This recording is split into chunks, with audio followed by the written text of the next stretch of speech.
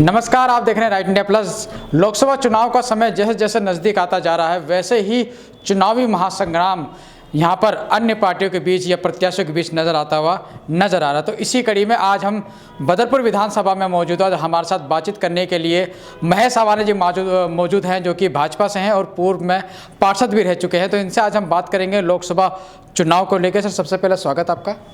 धन्यवाद। Sir, BJP के शीर्ष नेतृत्व के द्वारा जो दिल्ली के अंदर एक भारी फेरबदल किया गया है, प्रत्याशी चेंज किए गए दिल्ली के अंदर सीटों पर, आपको नहीं लगता इससे कहीं ना कहीं इंडिया गठबंधन मजबूत होता हुआ नजर आ रहा है? ऐसा मैं नहीं मानता। इंडिया गठबंधन मजबूत कैसे हो गया? मजबूत कहाँ से हो गया? इंडिया गठबंधन में तो अभी बहुत फूट है और ये सामने अभी दिखाई नहीं दे रही है। अंदर से खराब दिखाई देगी तब पता लगेगा। अंदर खाने कुछ ठीक नहीं है। लेकिन सर, जैसे कि हर बार लोकसभा का चुनाव होता था, बीजेपी अलग लड़ती थी, कांग्रेस अलग लड़ती थी, आम आदमी पार्टी अलग चुनाव लड़ती थी। तो कांग्रेस आम आदमी पार्टी की जो वोटें होती थी वो आपस में बढ़ जाती थी। लेकिन इस बार दोनों पार्टियों के एक मंच पे, एक बैनर के तेरे, एक गठबंधन में आने के बाद नहीं लगता दोनों की वोटें एक हो गई हैं और इससे बीजेपी को बहुत बड़ा नुकसान झेलना पड़ सकता है? देखिए, बीजेपी की वोट जो हैं जी, वो वोट तो उनकी हैं ही हैं, उनमें तो कोई बदलाव है ही नहीं। कोई बदलाव नहीं है। बीजेपी की वोट तो बीजेपी को जाएगी। अब जो आप कह रहे हैं कि भाई जैसे वो दोनों अलग अलग लड़ते थे जी, अब उनकी वोटें इकट्ठी हो जाएंगी।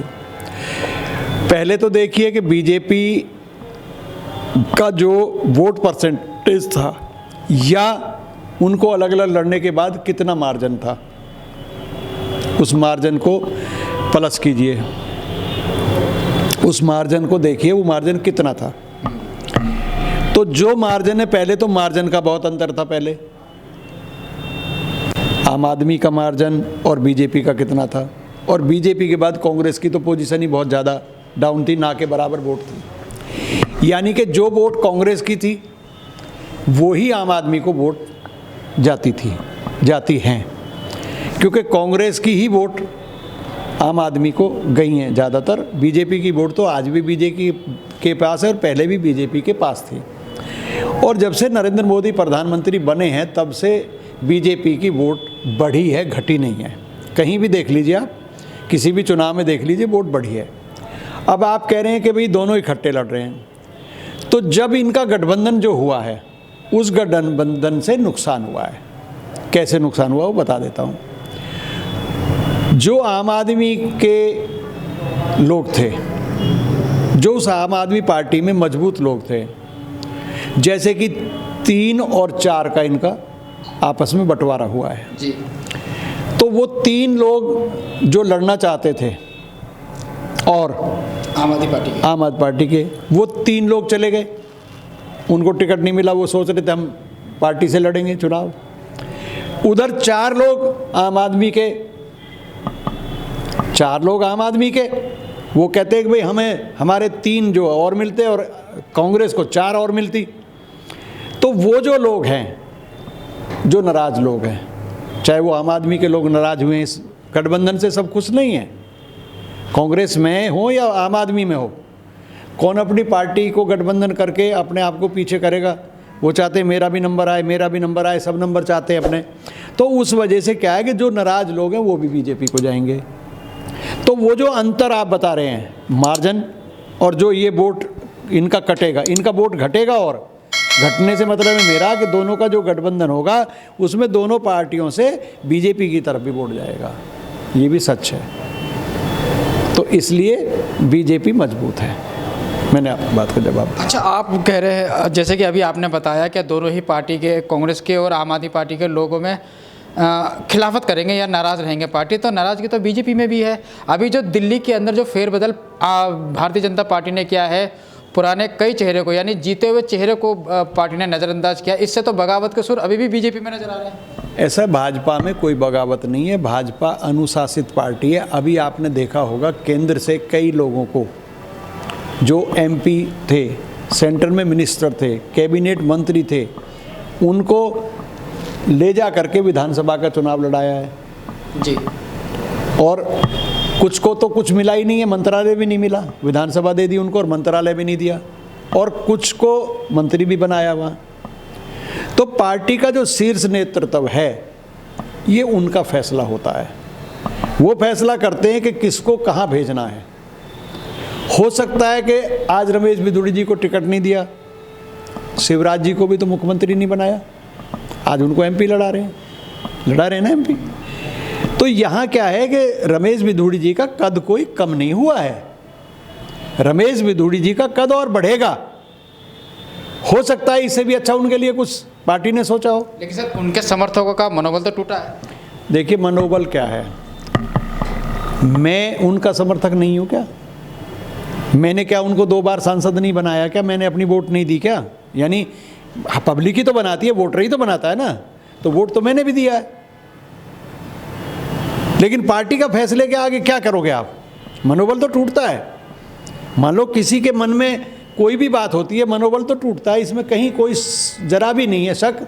लेकिन वो भी पार्टी का ही कैंडिडेट है और वो भी पार्टी का ही कैंडिडेट है तो भारतीय जनता पार्टी के दोनों कैंडिडेट। तो इसमें कोई ऐसी बात नहीं है, पार्टी अपने अपने तरीके से काम करती है। जो सीनियर लोग हैं, एक कमेटी है और कमेटी जो फैसला करती है उस फैसले को भारतीय जनता पार्टी के लोग जो भी हों, चाहे वो किसी बड़े पद पे हो चाहे किसी छोटे पद पे हो, उनको उसको मानना पड़ता है। और पार्टी कभी अपने कार्यकर्ता को, अपने नेता को कभी कमज़ोर नहीं करती, कभी किसी को। हाँ, अगर रमेश जी बुज़ुर्ग होते तो ये हो सकता था कि भाई रमेश जी बुज़ुर्ग हो गए हैं, चलो उनको। अब ऐसा है कि आप मान लो अभी रामवीर बिधूड़ी जी को टिकट दे दिया, अब रामवीर बिधूड़ी जी कल को सांसद बनते हैं तो 5 साल बाद उनको टिकट नहीं देगी पार्टी, क्योंकि उनकी उम्र हो जाएगी। और रमेश बिधूड़ी को फिर भी चांस रहेगा। और अभी भी पार्टी हो सकता है रमेश जी के लिए कुछ और अच्छा सोच रही हो, किसी और बड़े पद पे सोच रही हो। आप क्या समझते हैं? सर रामवीर जी का जैसे जिक्र आ गया है, तो बदरपुर से 4 बार विधायक बने हैं रामवीर सिंह बिधूड़ी जी, और दिल्ली में विधानसभा में नेता प्रतिपक्ष भी हैं। उनको जो चुनावी मैदान में उन्होंने दक्षिण दिल्ली की सीट से उन पर भरोसा जताया है।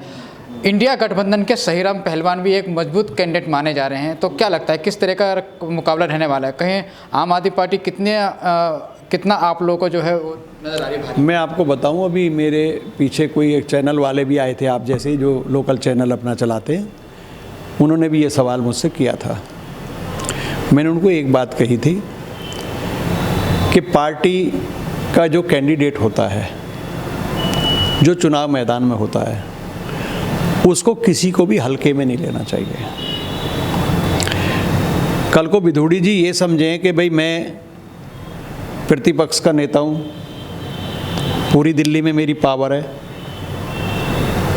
मैं सीनियर नेता हूँ और मैं बहुत मजबूत हूँ, मुझे कोई दिक्कत नहीं है, मुझे कोई परेशानी नहीं है किसी चीज़ की, मैं तो आसानी से चुनाव जीत जाऊँगा, तो ये भूल होगी। मेहनत तो उतनी ही करनी पड़ेगी जितनी करनी चाहिए। चाहे वो सहीराम जी हो, जिनको आम आदमी ने टिकट दिया है, कांग्रेस और आम आदमी के जॉइंट प्रत्याशी हैं, वो उनको भी ये नहीं समझना चाहिए। मैं दोनों की बात, मैं एक सामूहिक बात कर रहा हूँ, मैं राजनीति से हट के बात कर रहा हूँ, मेहनत की बात कर रहा हूँ। अगर आप मेहनत नहीं करेंगे, आप मजबूती से चुनाव नहीं लड़ेंगे, तो बड़े बड़े किले ढह जाते हैं, बड़े बड़े धुरंधर हार जाते हैं। सीपी जोशी को मुख्यमंत्री बनना था राजस्थान का, याद है आपको? मुख्यमंत्री बनना था और अपनी वोट नहीं डालने गए थे और 1 वोट से हार गए थे। ठीक है, तो मैं ये कह सकता हूं कि हमारे कार्यकर्ताओं को, कोई भी कार्यकर्ता अपने लिए मेहनत करता है, हमारे कार्यकर्ताओं को जो काम करना वो ये करना कि इतनी मेहनत करनी पड़ेगी। मैंने उनको ये शब्द बोला था कि जो चोटी का पसीना है वो तो एड़ी पे आ जाए और एड़ी में जो धूल लग रही है वो सर पे चली जाए। यानी इतनी मेहनत हमें चुनाव में करनी चाहिए, चाहे चुनाव छोटा हो या बड़ा हो। इसमें एक प्लस पॉइंट जो बिधूड़ी जी को जाता है वो जाता है मोदी जी का। मैं आपको बड़ा क्लियर जवाब दे रहा हूँ। मैं किसी की किंतु परंतु के चक्कर में कभी रहता ही नहीं, चाहे मैं भारतीय जनता पार्टी का एक छोटा सा कार्यकर्ता हूँ। लेकिन मैं उस बात को कह सकता हूँ कि कोई भी एक व्यक्ति आपको बहुत बड़ा नुकसान पहुंचा सकता है, कोई कार्यकर्ता भी, छोटे से छोटा कार्यकर्ता। मिसाल के तौर पे मैं आपको बता देता हूं, 2003 में राम सिंह नेताजी एमएलए लड़ रहे थे, रामवीर विधुड़ी भी एमएलए लड़ रहे थे, और राम सिंह नेताजी हमसे खफा थे। उन्होंने कहा भाई मैं तो ज़मीन से जुड़ा नेता हूँ, मुझे तो ज़रूरत ही नहीं है, मैं तो चुनाव ऐसे ही जीत जाऊँगा। रामवीर विधुड़ी नेता थोड़े मंजे हुए थे, उन्होंने मौका देख लिया, वो हमारे पास आ गए, हम उनके साथ जुड़ गए। सही राम जी भी उनके साथ नहीं थे पहले, उस समय सही राम जी ने भी उनको मदद कर दी, रामवीर विधुड़ी को, जब वो एरिया हमारा लगता था।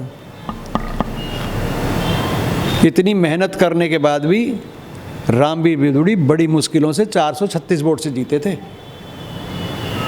तो आदमी हवा में जो उड़ता है ना, हवा में जब उड़ता है तो हवा में उड़ता ही रह जाता है, ज़मीन निकल जाती नीचे से। कई बार आदमी को ये सोच लेना चाहिए। अभी आपने देखा गगन कसाना का 167 वोट, 127 वोट से, ठीक। सबसे पहली सीट काउंसलर की हम जीतने वाले थे। ये मोलरबंद में इतना काम किया विधुड़ी ने, मजबूत सीट भी मानी जाती है, मजबूत सीट मानी जाती थी यहाँ की, मोलरबंद की। चली गई ना हाथों से सीट। जो लोग ये कहते थे कि ये तो क्या नाम है, गगन कसाना तो चुनाव जीते ही पड़े, ये तो हार ही नहीं सकते, 127 वोट से रह गए ना जी। तो कभी किसी को कमज़ोर नहीं समझ लेना चाहिए, कभी ये नहीं सोचना चाहिए कि मैं इतनी पावरफुल हूँ, मेरी इतनी ताकत है, मैं इतना ताकतवर हूँ, मेरे पास तो ये है वो है, पैसा है, धेला, ये वो। इस तरह की चीज़ों में पढ़ के आदमी कई बार उसकी हालत पतली हो जाती है। और वो हवा चलती है ना, जो हवा, वो हवा में भी हवा हो जाता है आदमी, हो जाता ना। तो यही चीज़ है। अच्छा सर, बांसुरी स्वराज का चेहरा जो बीजेपी ने उतारा है दिल्ली के अंदर, अभी हाल ही में आतिशी के द्वारा, जो आम आदमी पार्टी की कैबिनेट मंत्री हैं, उनके द्वारा एक प्रेस कॉन्फ्रेंस की गई थी और बांसुरी स्वराज को जो है देश विरोधी बताया है। ऐसा आरोप लगाया है कि वो पेशे से वकील हैं और देश विरोधी जो लोग हैं उनके मामले केस लड़ती है, जो भगोड़ा देश के हैं उनके केस लड़ती है। तो ऐसे आरोप उनके द्वारा लगाए गए हैं, क्या कुछ कहेंगे इस पर? देखिए, बांसुरी जी जो है बेचारी, मैं बेचारा शब्द इसलिए बोलूँगा कि वो एक बहुत सच्ची और नेक लड़की है। सुषमा स्वराज का बहुत बड़ा नाम रहा है जी राजनीति में, उनके व्यवहार का भी, उनके आचार विचार का भी। और मैं ऐसा मानता हूँ कि जब आप कहीं कहते हैं ना कि किसी ने, महाराज ने, वो जो किसी ने 2 तोते पाले, एक तोता बाई चांस उसने साधुओं को दे दिया, साधु संतों को, और एक तोता दे दिया उन्होंने चोरों को। कुछ समय के बाद जब वो तोते बड़े हो गए और अपने अपने वहाँ रहते थे, वो चोरों के पास रहता था और वो साधुओं के पास रहता था। तो जब उन्होंने, जिन्होंने वो तोते, कुछ संत उनकी परीक्षा के लिए निकले, कुछ लोग परीक्षा के लिए जब निकले तोतों की, भाई परीक्षा लेनी चाहिए, उन्होंने क्या सीखा। तो जब वो साधुओं के उसमें गए तो वहाँ तोता बोलता, आइए श्रीमान आपका स्वागत है, आइए श्रीमान आपका स्वागत है, आप यहाँ आइए, आप बैठिए, आप जल पान पीजिए, आपका हम आदर करते हैं, भाव करते हैं, आपसे आपका मान सम्मान करते हैं, आपकी इज्जत करते हैं। उसने शब्दों का जो इस्तेमाल किया वो बहुत शुद्ध विचारों का और अच्छे वातावरण में वो रहा, साधु संतों से अच्छी चीज़ें सीखी और अच्छे विचारों को उसने व्यक्त किया। उसके बाद वो वहाँ से उनके पास गए, जो तोता उन्होंने चोरों को दिया था, संगत की बात है। तो जब चोरों के आए तो उसने शोर मचाना शुरू कर दिया, पकड़ो, भागो, दौड़ो, लूटो, मारो। उस तोते ने ये कहना शुरू कर दिया, दूसरे वाले ने। तो उस पर संगत का असर हुआ। तो मैं कह सकता हूँ बांसुरी जी को जो संगत मिली, जो आचार विचार मिले, जो उनको परिवार से सीख मिली, सुषमा जी के उन्होंने जो विचारों को आगे अपने अंदर समाया, वो बहुत विद्वान वकील है, बहुत विद्वान लेडी है और वो चुनाव जीतेंगी, 100% जीतेंगी, मैं ये कह सकता हूँ आपके सामने। और कोई आरोप प्रत्यारोप, विपक्ष का ये काम है